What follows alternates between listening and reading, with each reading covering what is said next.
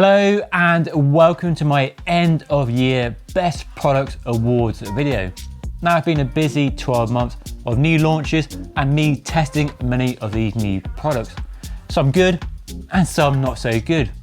But in this video, I've picked 10 of the best, the products, upgrades and accessories that have impressed me and wowed me the most, and which I can highly recommend to all of you watching at home. Now this video is in no particular order, I haven't ranked them, just doing them off the top of my head, but you can skip ahead, links down the bottom if you want to. Okay, let's dive in. One of the biggest launches of the year and one of the best new products in my opinion is a SRAM Rival eTap Access group set. What it did, it brought wire shifting down to a much lower price than we've ever seen before. Much cheaper than SRAM Red and Force, and much cheaper than Shimano Ultegra Di2. It brought all the same technology, functionality and customization from Red and Force to a much lower price point, whether buying a group set on its own or buying a new bike with that group set on. That Boardman SLR 9.4 I reviewed earlier this year brought a carbon fiber road bike with an electronic wireless group set to a price point we'd never seen before. And if it wasn't for the pandemic, the prices from most mainstream manufacturers would be much lower than they are right now. And while many might not agree with the improvements that electronic shifting do bring, many people clearly want electronic shifting, which is why electronic group sets from the three big manufacturers are so popular. And getting that price down to a lower point of entry makes it more accessible for more people. The ergonomics of the group set were actually improved over Red and Force above it, with nicer, smaller hoods. And then you get the same 12-speed shifting setup, the same wide range choice of cassettes and chain sets give you all the options you need, whether racing or doing grand fondos. And in my experience on that giant TCR I'm riding, with a small chain set and a 1036 cassette on the back, you have all the gear range you need and lower gears where it really matters on big climbs where we're not blessed with supreme levels of fitness. The brakes are really powerful as well. The customization from the app is fantastic. And the only Achilles heel of the group set is the weight is on the high side compared to Ultegra Di2 or even a mechanical group set. But weight, for many people, isn't the only thing that matters. The other big launch of the year was Shimano's brand new Dura-Ace Di2 and Ultegra Di2, two group sets launched at the same time. And I've been testing for the last couple of weeks on the Orbea Orca Aero, link above in case you missed that review, the brand new flagship Dura-Ace Di2 group set. And simply put, the best just got better.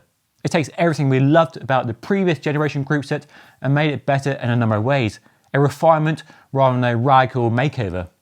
And while it looks the same, which is perhaps the biggest disappointment if you're not a fan of that gloss black look, the shift speed from the new group set is just phenomenal. The front mech shifting in particular is lightning quick and sets a benchmark for front mech shifting.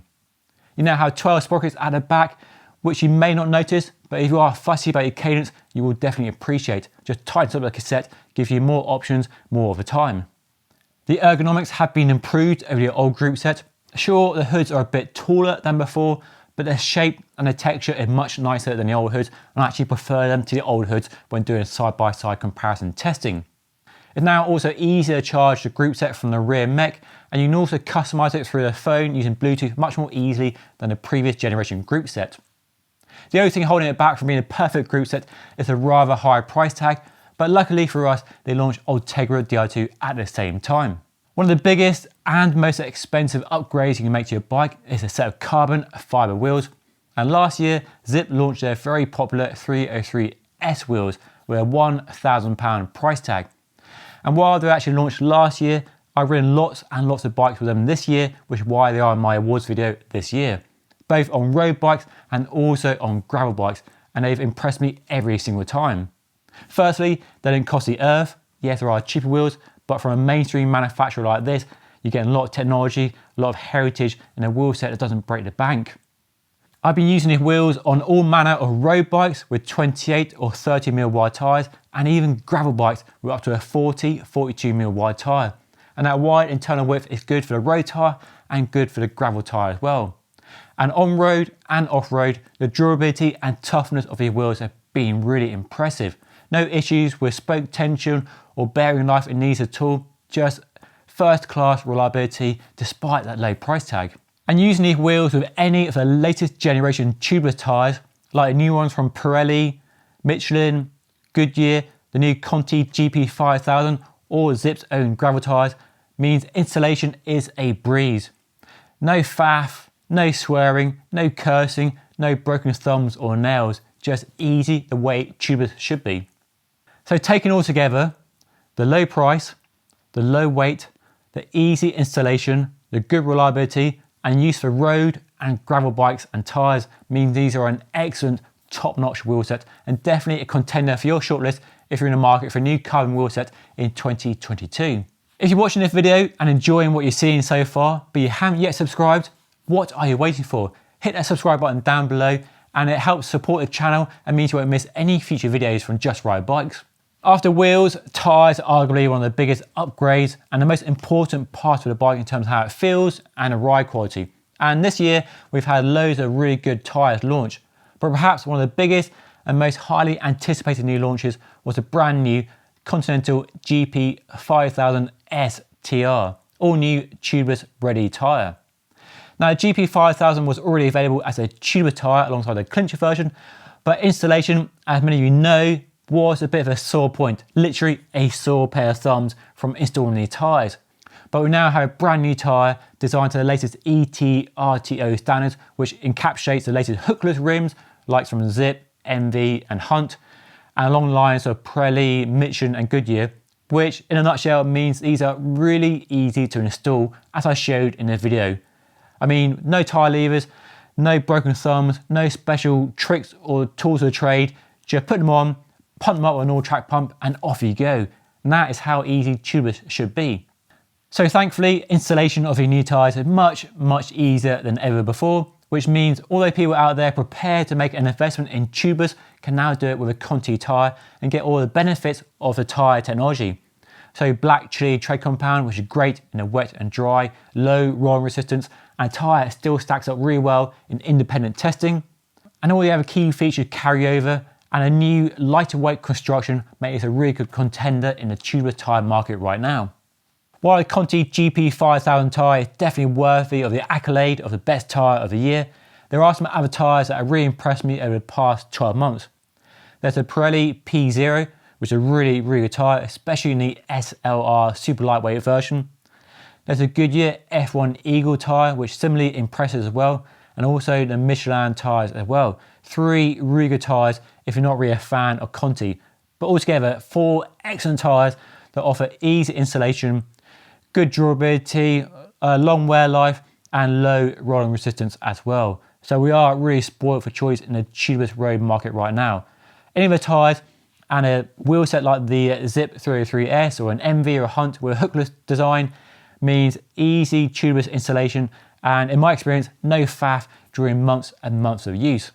I've also been testing loads and loads of good gravel tyres over the past 12 months as well, and the one that really stood out as offering the best sort of balance of grip and rolling resistance and durability and good looks as well is the Zipp Explorer tyre. So the 40mm wide tyre, pretty good weight for this size of tyre, get a tan wall option which is very important, and then the tread pattern and the rubber compound give a tyre that's very fast rolling on the road and hard packed gravel, but also really grippy in looser, wetter, slippery conditions with excellent durability and longevity from that rubber as well.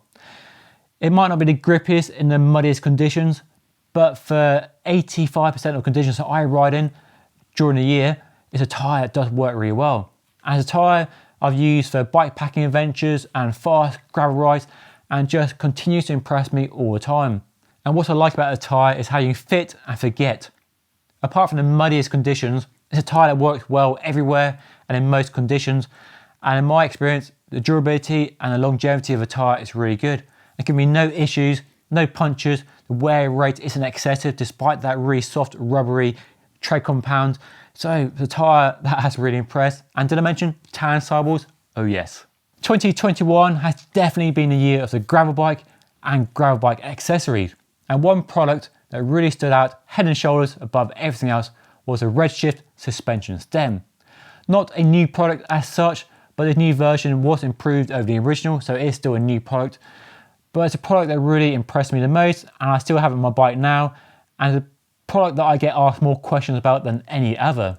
What it does is allow you to add suspension to your gravel or road bike even, and get more comfort, more ride smoothness through the handlebars without incurring a massive weight penalty or having to buy a suspension fork or a completely new bike. The fact you can retrofit it to any bike makes it an easy upgrade if you want more comfort on your bike. The only downsides perhaps are the price, the weight, the looks, although the new version looks much better than the original. But all that is moved to one side when you enjoy the comfort it offers. It doesn't give you more control in the way a suspension fork does, but it does deliver more smoothness, especially when you're riding over rough gravel or kind of corrugated tracks, grassy, wooden trails. Just give you more smoothness, more comfort, and for bike packing, longer rides especially, or for the older viewers watching where you want a bit more comfort because you don't want to hammer yourself, then it does work really well. It's simple. You can easily customize the elastomers inside, and I've been riding mine for 6 months now, not giving me a beep of issues at all. So a really high-class product, a product that's easy to recommend. Another product that offers more comfort, but also more control, and moves closer to that blurry line between a gravel and mountain bike, was a RockShox Rudy suspension fork. And hands down, one of the most impressive bits of kit I reviewed on a gravel bike ever. Really, really good. What it does is not only offer you more comfort and smoothness in a way the Redshift suspension does, but it gives you more control when you're riding really steep and techie trails. And as we all know from riding mountain bikes or driving cars or going in buses or watching motor racing, suspension is a very, very important thing for going fast and covering distance at speed.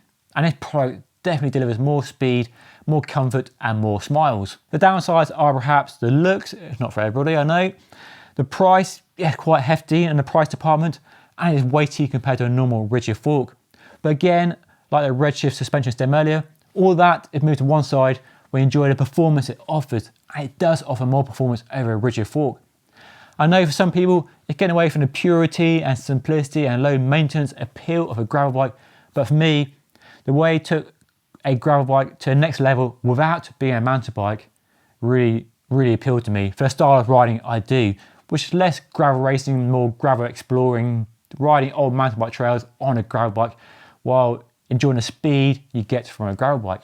A product I've been using for literally the last week or two, but had to include it in the video because it has impressed me so much, is the 76 Projects High Flow tubeless valve. Now the problem with a normal tubeless valve is that getting airflow through it is quite restricted because of the small chamber size, so you often remove the valve core to increase the amount of airflow through it.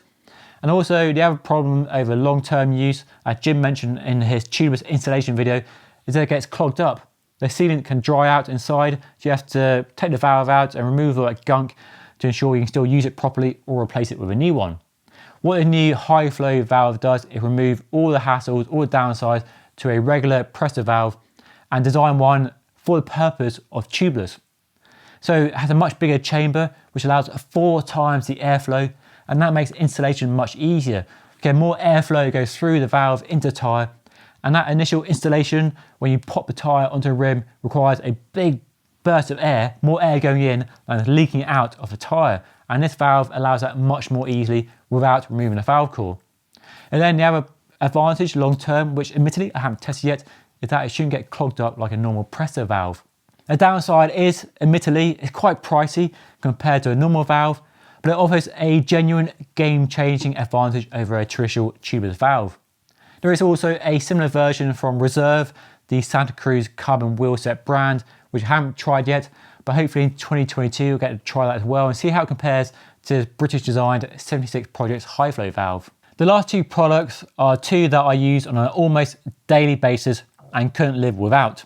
The first one is a brand new Wahoo Elemnt Bolt computer. Now admittedly, the update over the original Bolt wasn't drastic, but quite a few refinements that I've come to really appreciate the more and more I've used it. You get the same good, excellent battery life, the same smartphone connection, which makes installation an absolute breeze compared to old Garmin computers, and the same reliability as well, the same solid Bluetooth connection. You get home from a ride, it plugs into your Wi-Fi and your home network and uploads your route to Strava or wherever instantly, so no issues there. And the battery life, I mentioned battery life, really good. The one thing I like is when you turn it off, it tells you the battery remaining as well. So it's a nice instant reminder whether you need charging up or it's good for a few more rides yet. One of the improvements I really like is a better navigation. I use navigation for off-road exploring quite a bit, and the better detailed map and the additional color makes that map much easier to read than the old monochrome black and white display. So much better map. The whole interface is much faster as well, so you can move around the map much more easy than before. And we now have a color screen, but the color is used sparingly but smartly. So if you use heart rate and power, those are color coded. So you know what zone you're in from looking at the color. So when you're riding, doing a session, doing an interval session perhaps, you can glance at the screen, see from the color instantly what zone you're in, whether you're going too hard or too easy. And the last product on my list are the Favero Power Meter pedals. Now, not a new product as such, but the first time I've used them extensively this year. What they offer is a low price, low cost entry into the world of measuring your riding using power, using watts.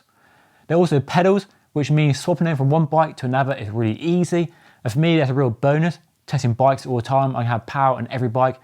Or if you have a fleet of bikes, but you want one power meter, you can easily swap them. Much easier installation than using cranks or a hub-based system. There's also very little weight penalty. The batteries last for blimmin' ages and they're easily chargeable via USB. And in my experience, they're accurate, consistent and reliable as well. I mostly use the Look Keo compatible pedals. There is now a Shimano version. However, they require assembly on your part and a donor pedal to work. But the biggest gripe easily is the fact the stance width is much wider than a normal pedal setup and the Look Keo compatible versions I favoured. That stance width is way too wide for me. I found it too hard to get used to compared to a narrow stance width of a regular pedal. And for me, the Look Keo's win over the Shimano version. If you really want Shimano, just be aware that the stance width is much wider and it might not work for you. It may well work for you, but it may not. Chances are you'll find it a bit alien at first, but you could get used to it. But for me, the Look Keo ones are fine, easy to use, the cleats are cheap and easy to replace, and those power meter pedals have been on every bike I reviewed this year, giving me the power meter data I need to make sure those assessments of the bike are fair and accurate, and also giving me the data I need to ensure my riding, or training if you want to call it that, is going in the right direction. So easy pedal to live with, reliable, accurate, low price as well, just a no-brainer really if you want a power meter pedal in 2022. Anyway, those are my 10 best products of the year. Do let me know which of these products you have or have bought this year, and which products you think I missed out that you really have been enjoying this year. Don't forget to hit that like button and subscribe if you haven't already, and I'll see you all again very soon. Thank you so much for watching.